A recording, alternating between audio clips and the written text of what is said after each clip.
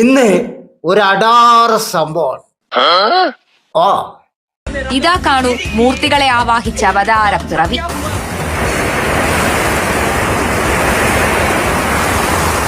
U പിയിലെ പ്രയാഗ്രാജിലാണ് സംഭവം. U P പോലീസിലെ ചന്ദ്രദീപ് നിഷാദാണ് പുതിയ താരം. നാടാകെ പ്രളയഭീതി. ചന്ദ്രദീപിന്റെ വീടിന്റെ മുറ്റം വരെ വെള്ളം നിറഞ്ഞു. താഴത്തെ നിലയിൽ താമസിക്കാനാകാത്ത വെള്ളപ്പൊക്കം. പാലും പൂക്കളുമായി പോലീസ് യൂണിഫോമിൽ ഒരു വരവ്. ഗംഗാമാതാവിന് ഇത്തിരി പൂക്കളും ഒരു കുടം നിറയെ പാലും. ഇതാണ് പറയുന്നത് വിവരവും വിദ്യാഭ്യാസവും രണ്ടും രണ്ടാണെന്ന്. നമ്മൾ വെറുതെ ആ വോട്ടിംഗ് മെഷീനെ ഡൗട്ട് അടിച്ചു പോയി. വെറുതെയാണ്. ഇതുപോലുള്ള മണ്ടന്മാരുള്ള സ്ഥലമാണ് ഉത്തരേന്ത്യ. കാണു.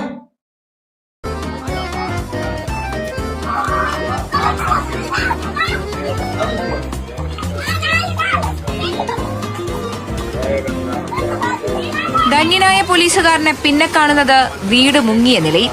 എന്നിട്ടും മാറ്റമില്ല. യൂണിഫോം അഴിച്ചുവെച്ച് ഗംഗാനദിയിൽ വീടിനകത്ത് നിന്നൊരു സ്നാനം.